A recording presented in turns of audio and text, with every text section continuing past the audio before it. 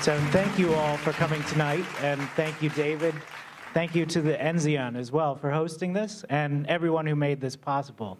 It's really a treat to come out, to be outside of DC, to bring some of the Smithsonian out to you, to be in front of an enthusiastic audience and to talk about a topic that I really love, which is science fiction, and also the topic that I study and also love, which is the science of what we do out in space.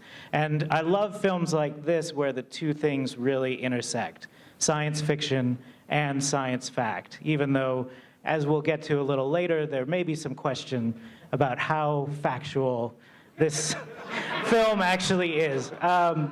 Not that that should put anyone off. I don't think it's too important that science fiction really be, religious about its adherence to science fact. And I'll give you an idea of why I feel that way in just a minute. But let me ask you, how many of you have been to the National Air and Space Museum? All right, quite a lot of people. How many have been to our location out in Dulles, our Udvar-Hazy Center? Wonderful, yeah. Well, if you haven't been, I invite you, please come out. I'll let you in for free, either location. But come soon if you want to see the museum as it is today, because as David indicated, we're about to embark on a huge process of renovating the entire downtown facility, the downtown building, which includes completely redoing all of the galleries. So a little bit about myself. I am a historian of science, as David said. I studied history of science at UC San Diego, and then taught history of science at Harvard University before coming to the Smithsonian. I've been at the Smithsonian for about 2.5 years now, and I have to say it's been a really exciting time to be at the Smithsonian because we have been in the midst of trying to dream up basically what would our dream galleries be and how would we build them. And that's just been an incredible process. And it's really, we call the process revitalization rather than renovation because it's renovation but with more gusto, I think. That's how I think of it. It's really an incredible process, partly because, as a new curator, it requires that I really get to know what we have in the collection and how it could speak to the audiences of today and of generations to come, right? So the people here in the audience who maybe are in their 20s, 30s, if you were there as a kid, maybe eventually you'll be bringing your kids to the museum. How will we make sure that this museum continues to talk to your kids, right? We really want to make sure that it does. And part of that is making sure that we tell the history in a way that is sort of relevant to today, but also in a way timeless, if that's even possible. That it really can be interpreted to mean something to folks who weren't alive during Apollo, right? I'm a curator at the museum, and I wasn't alive during the Apollo program, and yet that is one of the signature stories that we tell and that we will continue to tell. So part of this task is very difficult because we don't know yet where we're going to go next, right? Or why. What's going to take us back to the moon if we go back to the moon, and what's going to send us to Mars if we go to Mars, and how are we going to do it? All of these are open questions. And so how do we decide how we're going to speak to the generation that maybe does go to Mars? We like to tell the kids that come to the museum now that they could be the first generation of astronauts to land on Mars, to see Mars with their own eyes. And it's true, if we do end up sending people to Mars in 20, 30 years, these kids could be the first kids to set foot on Mars. And we want to be the museum that inspires that journey. But how do we do that? How do we talk about a future that hasn't happened yet? So you probably already have guessed that my answer is science fiction, right? We look at science fiction and what it says about who we are as a species, as a society, as a world, and try to draw some lessons from that. So why should we take science fiction seriously? Before coming to the museum, as I said, I spent 2 years as a fellow at Harvard University's Department of History of Science. And I taught courses there to Harvard undergrads, and one of my favorite courses to teach was a history of science fiction course. And I like to talk to my students about science fiction as part of a larger constellation of ideas about science and technology and about the human future. All of these ideas floating around in popular culture. And it's by engaging with this constellation of ideas that most people in society actually learn about science and how to think about science and technology, how to imagine what the inside of a laboratory looks like, for example. And I think even practicing scientists, people who are, know science firsthand and have trained to be scientists, even they draw some of their identity from the science fiction that they grew up on as kids and probably continue to engage with as adults. I think science practitioners are some of the biggest consumers of science fiction literature and films that I know. That's totally anecdotal, but I think it's true.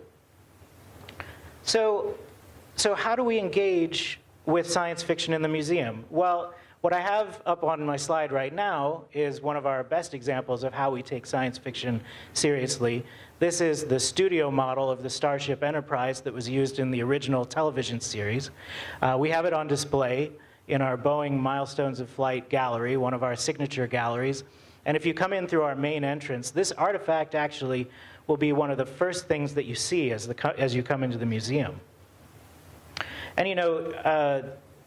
we talk about the future and we present a lot of images that are based in fact, based in fiction in the museum, right? We do that through our IMAX theater. We do that through the big murals that we have painted on the walls that were done back at the time that the museum opened that presented man's history and future in space. And we also do that with artifacts like this. So why? Why do we put this on display? Part of it is because of the vision that Star Trek represented back in the 1960s. This was a vision of the human future where most of the problems of the 1960s had been solved. It had a diverse crew on board. It had a technology, replicator technology in particular, that provided pretty much everything to the people of that society. It had basically solved every want, every need, except for that need or that drive to explore. And that's what Star Trek was all about, was about exploring the universe and trying to seek out new planets, new forms of life, right? And that, I think, is what Roddenberry saw, Gene Roddenberry, the creator of the show, as the future of mankind, or it's what he hoped, I guess you could say, would be the future of mankind.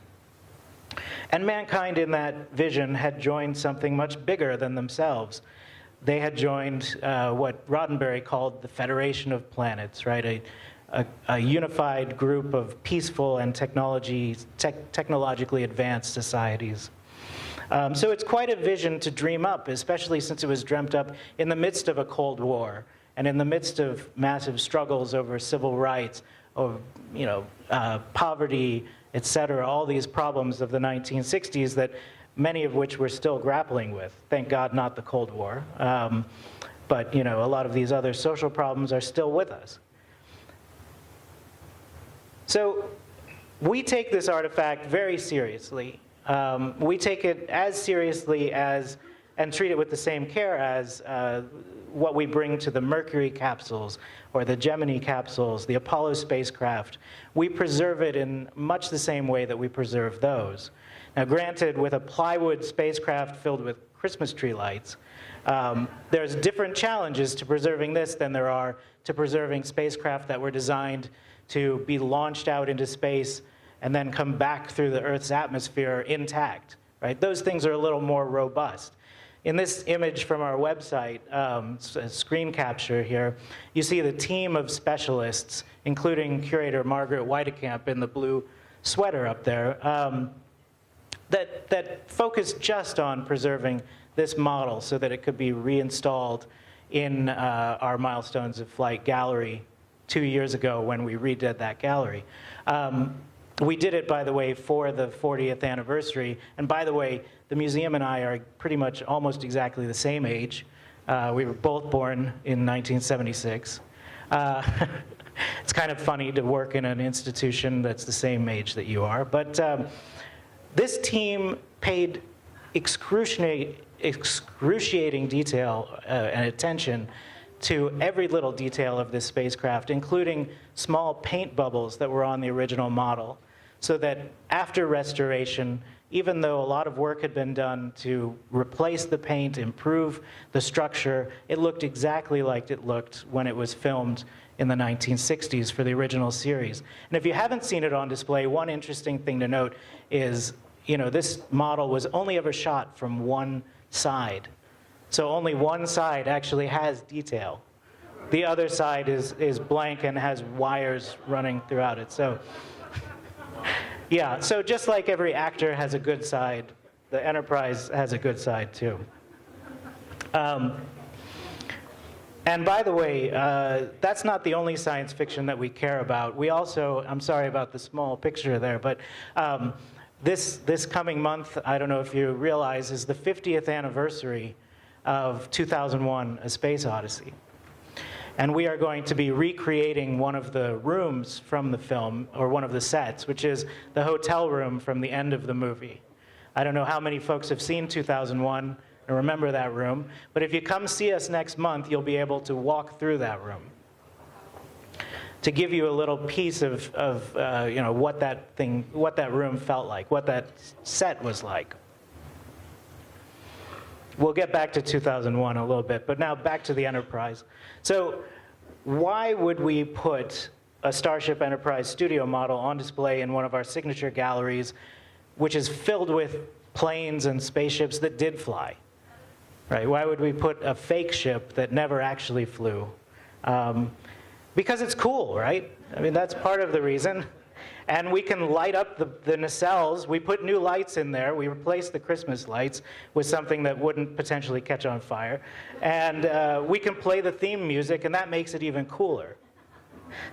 But really, the reason that we put it there is not just because it's cool, but because in the minds of many people worldwide, it did fly, right? It did explore the universe. It helped to shape their understanding and continues to shape our understanding of what was possible in exploring the universe, of what our future could potentially be. Then it, like the film that we're going to watch this evening, fits into a larger story about how space exploration was imagined and how it was eventually realized. And this really began in the 1950s, after World War II, in the early 50s, with collaborations between rocket engineers like Wernher von Braun, space popularizers like Willy Ley, and artists like Chesley Bonestell, whose art is on display in our museum as well, in sort of making the future of space exploration visible to the American public and trying to sell space as the next frontier for America. And this series of articles in Colliers was one of the first firing shots in that sort of, well, that's a bad metaphor. It launched? No. So that was kind of the beginning of thinking about this, although at the same time, it was sort of something that was in the air. In 1950, you had the first sort of semi-serious film about space exploration, Destination Moon. It's kind of a classic. Has anybody seen Destination Moon? Oh, wow, quite a few of you have. More than I would expect. So this was meant to be an argument. I mean, this film is an argument for why man should go to the moon, right? And it's not just because it's the next great frontier, although that argument is made. It's also because we have to beat the Russians to the moon. The argument is very explicit in the movie. And Destination Moon really, it actually fits very well with the Colliers series because you see the lunar landscape that is painted there behind the rocket, which is a miniature, of course. Just like the movie we watched tonight, the movie was made with a lot of matte painting and miniatures so that they could make the sort of special effects that today would be done on computer. But the lunar landscape there is painted, and it's painted by the same artist who painted those covers from the Colliers magazines, Chesley Bonestell. If you come to the museum after renovation or revitalization, what you'll see in our Destination Moon gallery, we named the gallery after the film actually, is the painting there of the lunar landscape as a representation of what we imagined that landscape to be in 1950. So this is a real, even though it's a science fiction film, it's a real part of that history of going to the moon. Jump forward a few years and, you know, a sort of local hero, Walt Disney, was building Tomorrowland in California. You know, and Tomorrowland, just like that film, opened the American imagination to the future, right? It was part of the sort of popular imagination of what space or what the future could bring. And it had tie-ins, as you can see with the sign, to actual space companies that were working on trying to develop this hardware. And it didn't stand alone either. Disney also was teaming up at around the same time with Wernher von Braun and other rocket engineers and artists, teaming them up with his own artists to develop a series of 3 television programs that sort of explained to Americans how space was the next great frontier, how man would conquer space and eventually go to the moon. And here you see von Braun there with a concept that he had designed of, you know, one of what he thought could be a long-term space station. Very different from the space stations that we ended up building in the 1970s and then later during the shuttle program with the International Space Station. But still, you know, these ideas really form the basis of a lot of what you would eventually see in science fiction movies, right? So it is this interplay between artists, between engineers, between scientists, and between filmmakers that really created a whole imaginary landscape of what space exploration could be. So jumping forward now to 1968, you have 2001: A Space Odyssey, which, as I mentioned, is coming up on its 50th anniversary.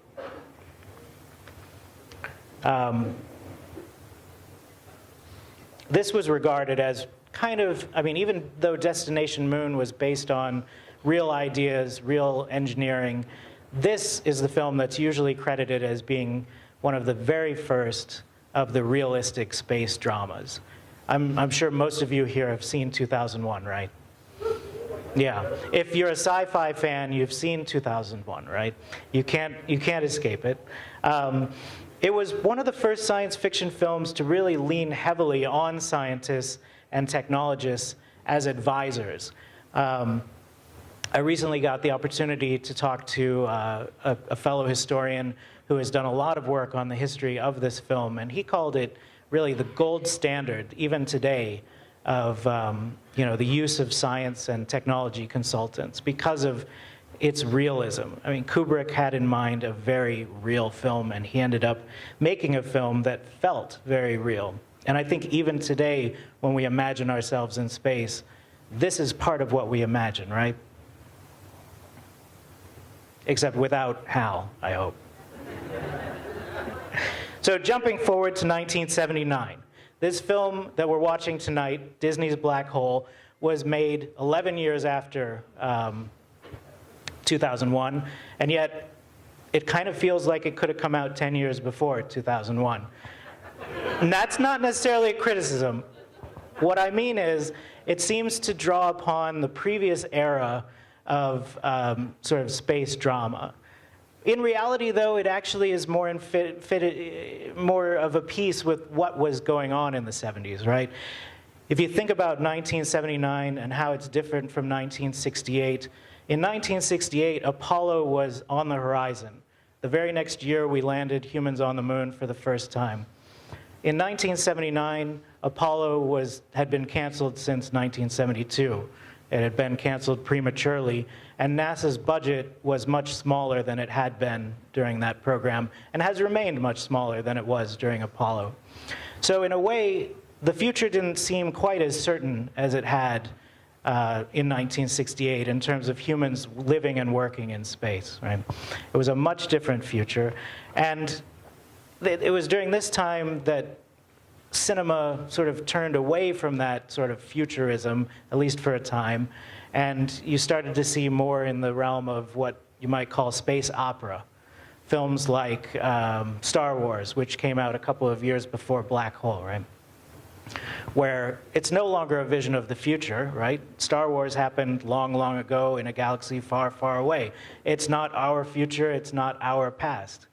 And in a way, Black Hole is kind of the same, even though it's humans from Earth. It's not really based on any imagined trajectory of how we would get from here where we are now to there, or where we were in 1979 to there. It's a beautiful film, and it involves a lot of miniatures. The spaceships are all built in miniature and then filmed with forced perspective. It involves incredible practical effects, like this backlit star field, which doesn't resemble any star field we know of, but it's still pretty. And an incredible black hole effect that was created by using a clear polyurethane tank with a vortex in it, filled with water, and then with colored paint put inside, and then lit from the bottom and shot from the top. So imagine layering all of these things together to create a moving, living piece of film, which actors then acted in front of. I mean, it's really incredible what the old matte painters and model builders could do. You see the same thing in Star Wars, which came out, like I said, just a couple years prior to this. So what goes on in this film, right? We've got a ship that seems stranded out in the middle of nowhere, outside of a black hole, where it's presumably going to be pulled in and destroyed. Our small ship, I don't want to give away too much, but our small ship that we follow throughout the story discovers it and thinks that it's dead until it suddenly lights up and seems to have life on it. Excuse me. Or is it life, right? There's all of these killer robots inside of the thing. I'm not giving away too much, I hope. And at the center of it all is a mad scientist. It's a great mad scientist story more than anything. And by the way, speaking of mad scientists, this is the 50th anniversary, like I said, of 2001. It's the 200th anniversary of what? Frankenstein. It's the 200th anniversary of Frankenstein. So the sort of original mad scientist. It's a great year for science fiction, let me tell you. So we have our mad scientist who is fixated on this black hole and refuses to return to Earth. We don't know what has happened to the crew of the ship. 5 minutes. All right, we're getting there. We have goofy robots. I won't say anything more about them because I want to skip to the last part of the talk since I'm running out of time. Okay, well, they're a little goofy. But let's talk about black holes. Since that's what you're all here to hear, is how real are these black holes that we have in the film, or the black hole? So there is science in this movie. It's not completely wrong. I think Neil deGrasse Tyson, who you may have heard of, he's a well-known guy, he seems to think that this is the worst movie ever made from a science standpoint. I think he's not entirely right or wrong. There is some science in here, and there's some interesting depictions of who does science, why they do science, what does science look like. And like I said, a continuation of the mad scientist theme from earlier literature and film. Well, let's ask an expert. So I asked an expert. I asked one of our astronomy educators to evaluate some of the statements that are made about black holes in the film. Well, first let me give you a brief description of what a black hole is, right? Black holes are incredibly dense objects, right? They're not holes. They're actually dense objects in space with the event horizon, which is where the whirlpool sort of begins, and then the singularity at the center, which is an incredibly dense and massive point in space that has no volume.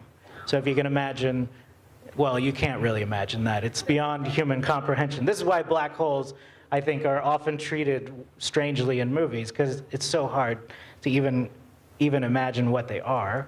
So they're so massive, and they have so much gravity that nothing, not even light, can escape from them, right? We can't see them through telescopes, but what we can see is things that they're pulling in. So they're pulling in photons of light, for example. And in this case, in the image that you see here, which is an artist's depiction based on data, it's pulling in part of a star. It's slowly eating that star that is orbiting around its event horizon. So what creates a black hole? It's when a star dies and collapses.